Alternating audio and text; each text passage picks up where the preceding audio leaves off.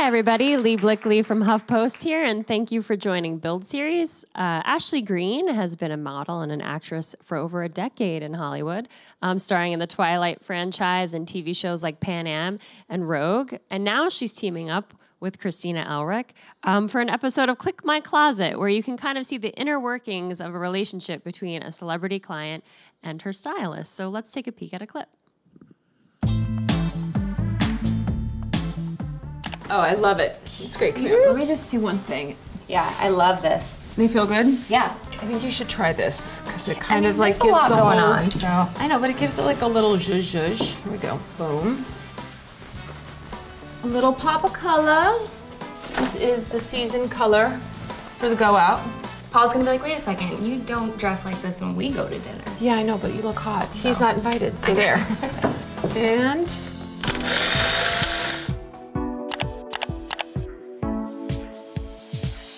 So from Click My Closet, let's welcome Ashley Greene. Hi. Thanks all for being here. Thank you. So we talked a little bit backstage about Click My Closet and the kind of the concept behind it, but it's aimed at showing a celebrity working with their stylist, because that's something that fans don't really get to see when you guys come out on the red carpet. Yes, you always hear about it because we're extremely thankful for a stylist. But yeah, I think it's a really fun way for fans to get kind of that insight of the relationship between a celebrity and their stylist, and kind of see all the work that goes into it, and the hits and the misses, and kind of that the journey that you take finding the outfit, whether it be for daytime, nighttime, and then gives the fans the ability to then actually click and purchase the item that they see if they love it. So I think it's really fun and really interactive on a bunch of different levels. Yeah. So when did you first in your career find a stylist? When did you realize, oh, maybe I should get somebody on my side to help me pick out clothes and design? And funny enough, Joel Silver, I did a film with him, and at the end of filming, he was like, you're coming to the Sherlock Holmes premiere, but you need to pick from these stylists. And literally gives me a list of people that are tried and true that he had worked with, and saw Christina and just kind of loved her whole vibe. And my first fitting with her was actually at 4:00 in the morning here in New York, because it was the only time that she's crazy. She's all over the place. So yeah, that was kind of my first experience with a stylist. And you've stuck with Christina now for, what, 7 years or something like that? God, more, I think. But yeah, she's family now, which makes it really fun, because I think, you feel each other out and you have to kind of understand the way each other works. And I think we've kind of developed this really strong bond and trust. And it's kind of, sometimes she'll push me outside of my box, and sometimes I'll kind of reel her back in on certain things, because you have to be able to wear the clothes and not have them wear you, and you have to be able to, really be comfortable in things, no matter how fashionable something is. If you don't feel good in it, there's no point in wearing it. So, I feel very lucky that I found her so early on.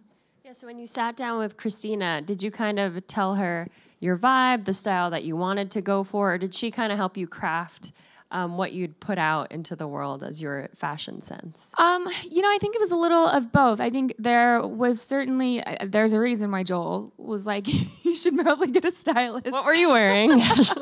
I mean, listen, I'm a Florida girl. So I think at one point, I wore an actual, big bag onto a carpet, and they were like, no, just no, on so many levels. You're like, I'm Mary Poppins, though. I got all my stuff in here. It makes sense. You never know what you're going to need. But they're like, that's great for everyday wear, but no, not a carpet. So I definitely kind of had to learn some of the rules of fashion. I think in the beginning, I was talking to my mom, and it was like, at some point, she was like, it's like you're speaking a different language, because I think fashion is certainly a language that you learn, and there are so many designers and so many different kind of options that I just wasn't aware that was out there, or that I could even rock, because I think it took me a little time to really kind of know.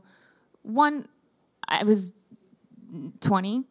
So I was growing as a person too, and obviously you change and evolve, and so does your style. It took me a little while to kind of figure out, who I was and what I wanted to represent, what I was comfortable in, what I was just doing to please other people. So it's definitely been a journey for us. And so does she brings you kind of a rack of clothes, and so you're gearing up for like a press tour, say for Twilight or something. What was a day like in the fittings and figuring out this looks good, this doesn't work, I really need to wear this or I don't need to wear that? There is,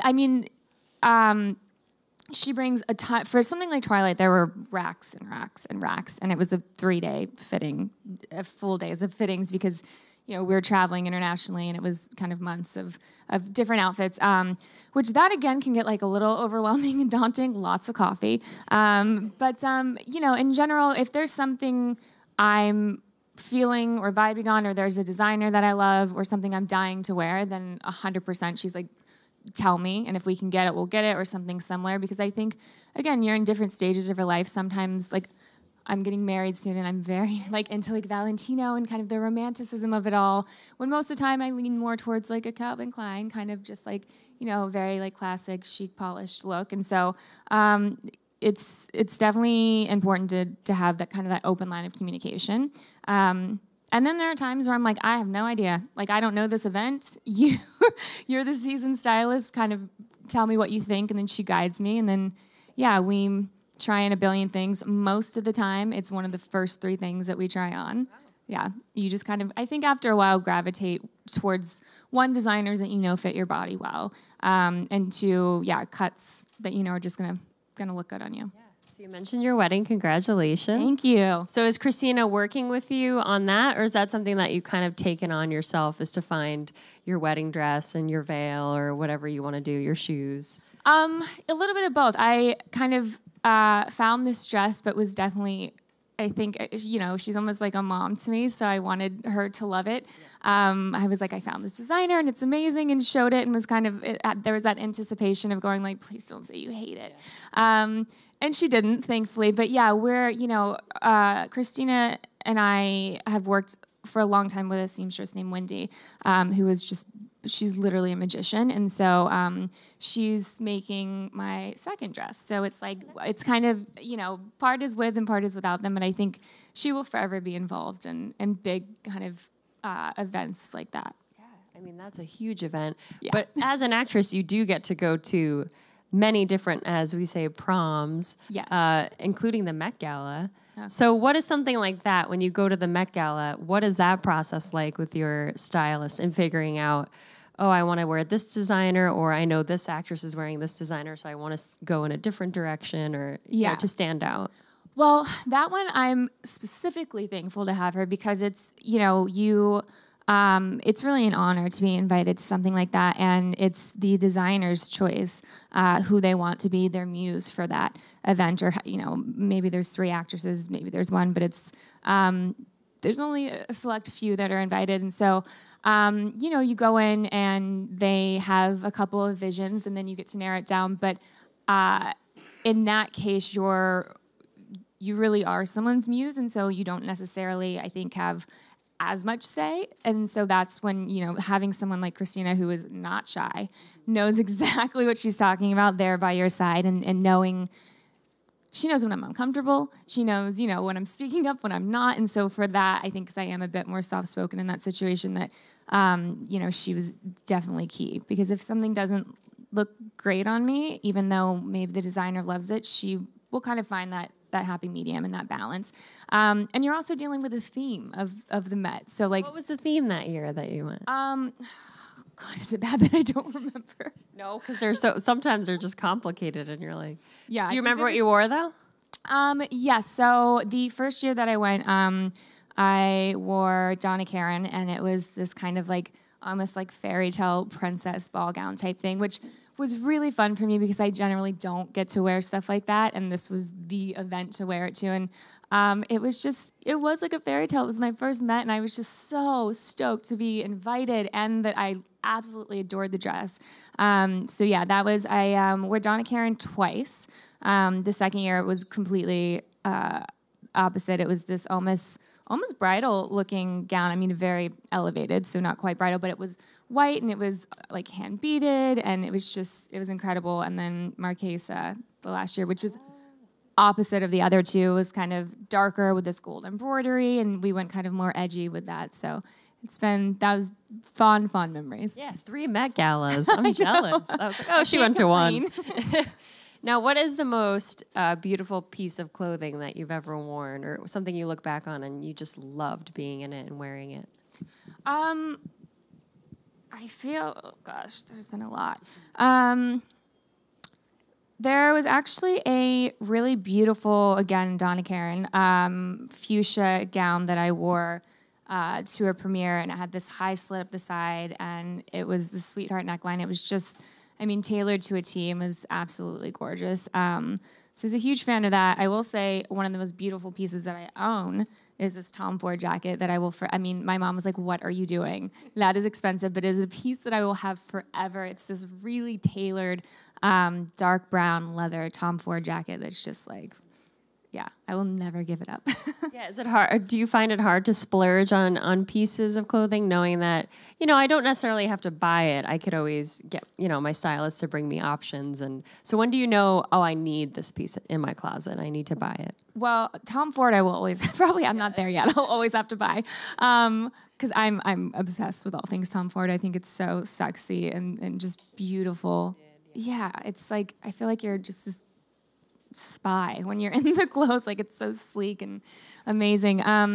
But yeah, there's times where I have to go, oh my gosh, I want this now, but I could likely, ask for it or borrow it, because especially if it's something that's more of a trend, it doesn't make that much sense to buy it if you don't necessarily have to. But I find that the things I buy are more kind of staples like that, because I tend to have, I think, more casual, I call it like elevated casual sense of fashion, to where, you can put on jeans and a t-shirt, but you put that jacket over it with a great pair of heels, and all of a sudden you have this amazing, dinner outfit. So stuff like that I gravitate towards buying, and then the other things I'd either borrow from friends or from Chris, and yeah. So Click My Closet, your episode, what will we kind of see from you and Christina, and what are you hoping to show viewers who are interested in not only style, but buying some of the stuff that is on screen?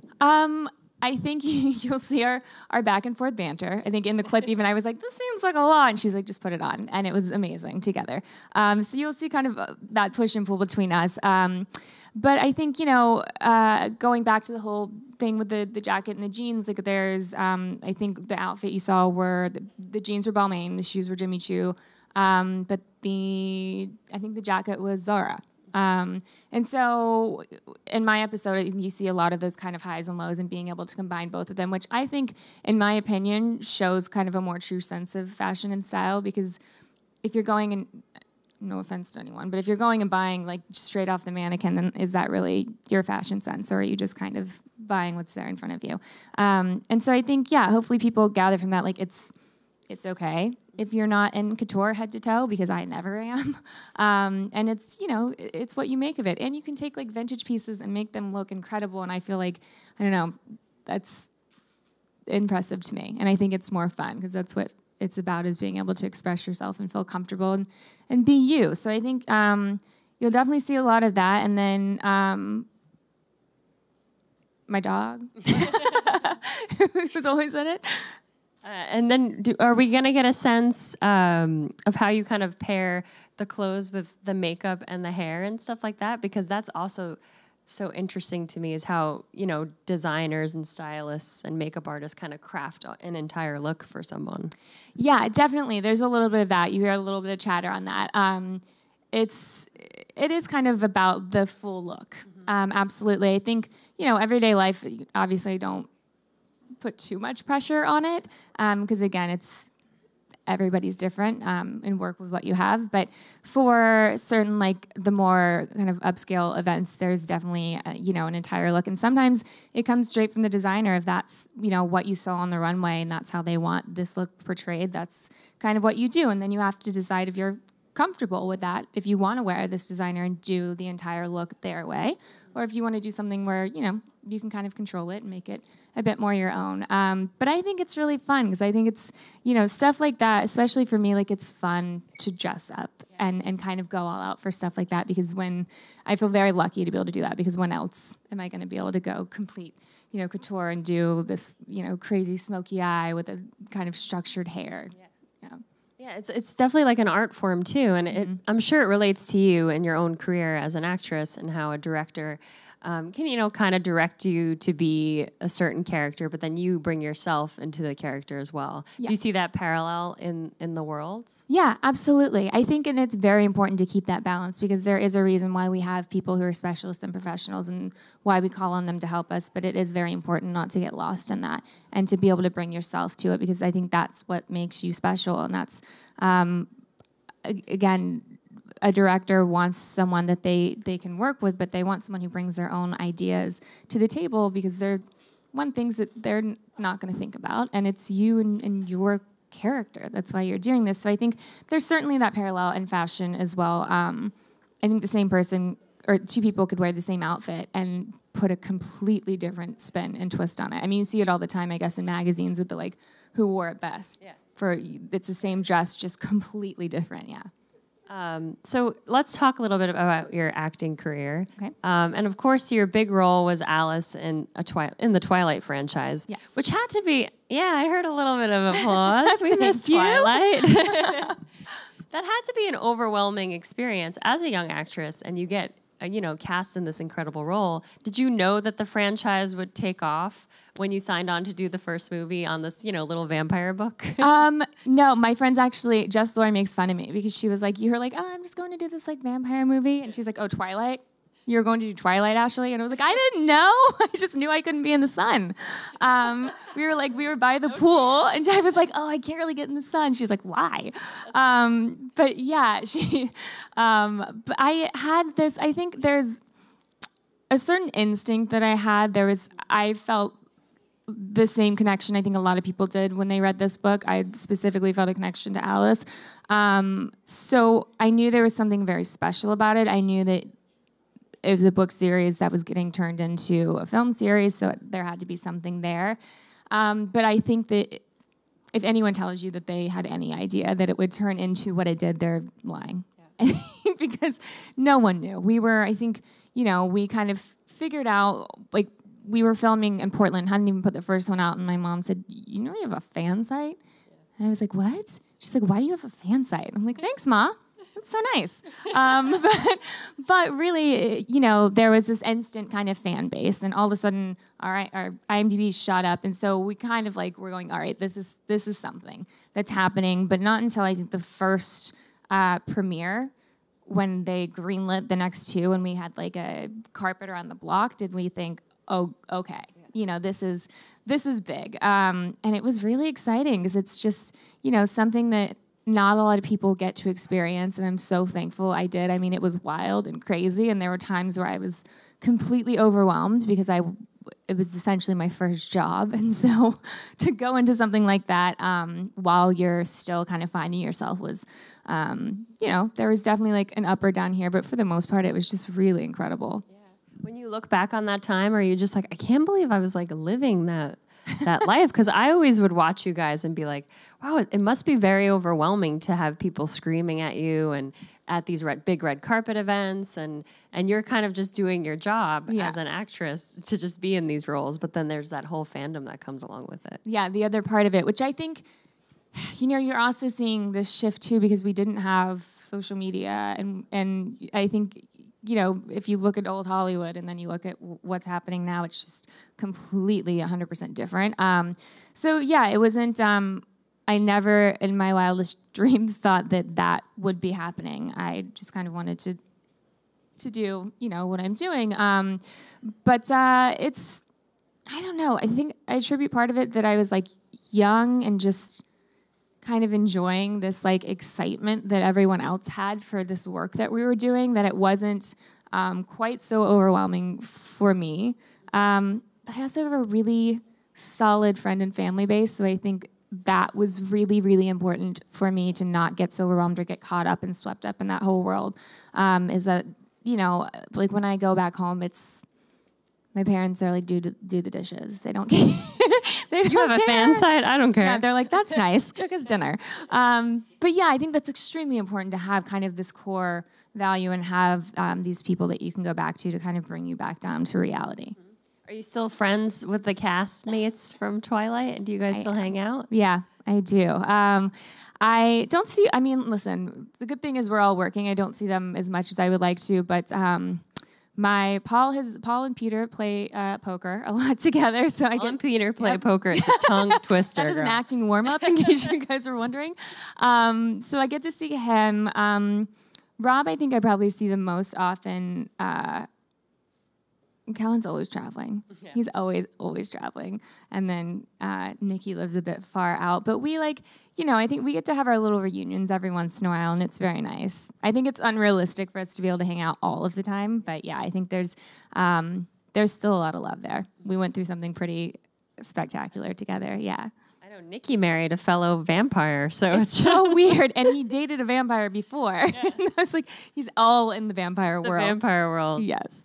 So then going from something like Twilight, what was it like after that to find new roles that kind of took you out of that character and put you in someone else's shoes?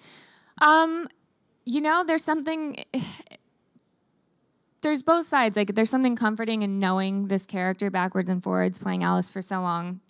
And being able to continue to layer on her.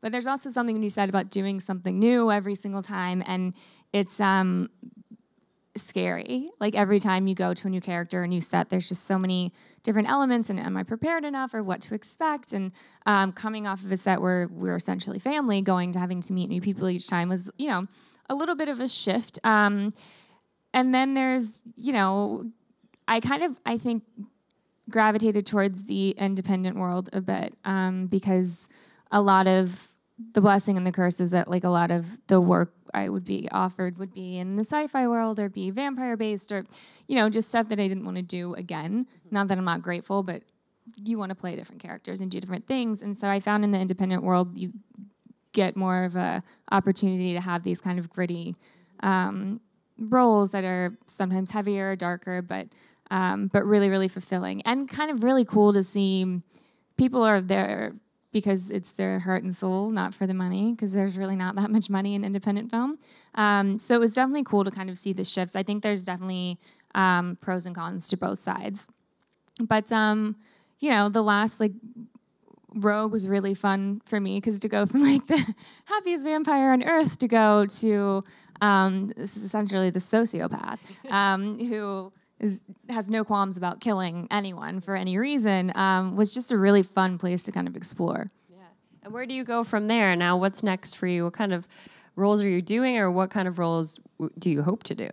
I just did a film called Antiquities, and that was I almost didn't do it because I was afraid that I couldn't do a good enough job because it was very, very heavy, and it was the co-writer and director's pretty much based around his story, and so that was scary for me. But I'm really glad I did it because it's a very, very heartfelt story, and I think it's important for people to hear because it's basically the character I played, Ellie, was this outrageous, fun-loving, quirky, just lovable character, but then you peel back the layers and see that she uses that as a defense to not have to deal with anything at all. And you find out her brother has passed away and she absolutely refuses to deal with it. And you kind of see her journey throughout the course of the film until she kind of has this breakthrough and breakdown and then moves past that. So it was that one was really, really cool to do. It was something I haven't done before. And now I'm kind of I'd love to do an action film because I love being active, and I love, I grew up doing martial arts, and I think that's something that would be very fun. I have wanted to do a period piece forever. Those are not the easiest to get made. Yeah. But then, Paul and I are focusing on creating our own material. And so we've been kind of, working as people do for years to get certain projects off the ground. But it's been very cool to see the other side of it as well.